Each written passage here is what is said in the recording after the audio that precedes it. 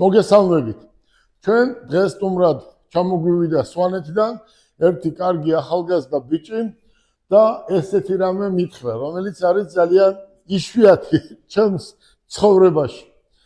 მე ვარ განთქმული და ჩემი ოცნება ყოველთვის იყო, რომ ვიღაცა სხვა გამებედნიერებია, მეჩუქებია და პატივი მეცა.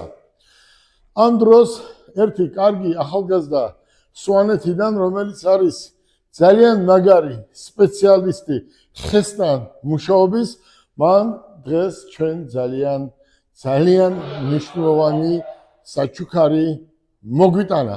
მოდი ვნახოთ ეს ბიჭი ვინ არის და ეს საჩუქარი რა არის. ინგა, გამარჯობა. ჩვენ ნახე უკვე ეს ბიჭი, ხო? გაიცანი და მისი ნაჩუქარი საჩუქარი მოგეწონა? ძალიან მომეწონა. დავათვალიეროთ? მოდი დავათვალიეროთ და გავიცნოთ ეს ბიჭი. ბაჩო, გამარჯობა.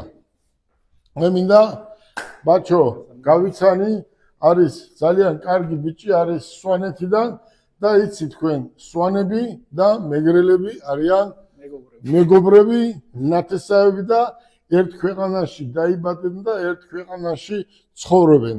რამე რო იყოს, ყოველთვის ერთად დადგებიან, რომ გასაყოფი არაფერი არ გვაქვს. ესეთი ურთიერთობა გვაქვს ჩვენ სვანებს.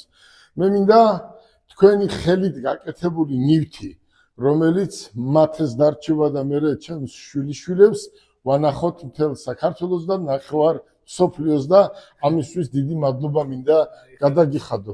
აი რა გააკეთა ბაჩომ. თქვენ წარმოიდგინეთ, ამასაც ხო უნდა ინგა მოფიქრება. ხო შეეძლო რომ რაღაცა სიტყვაზე თქვა, ეყიდა მაღაზიაში სუვენირი და მოეტანა. არა, თვითონ სვანეთში მუშაობს. აი ამ საქმეზე და არის ამ საქმის პროფესიონალი ყურე. ხეს უნდა მოფერება. ხეს რაღაცნაირი დამუშავება უნდა. ხესთან მუშაობა ადვილი არ არის. 100-ჯერ უფრო რთულია, ვიდრე რკინასთან. რკინასთან გამოგივა, ხესთან უნდა სხვანაირი მუღამს როგორც იტყვიან და წარმოიდგინე, ბაჩო მოიფიქრა და წარმოიდგინე, აი რა გააკეთა.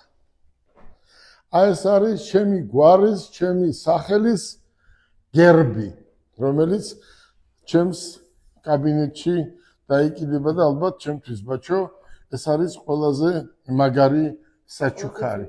საჩუქარი არ არის სახლი, მანქანა, ეს ყველაფერი არის იქით.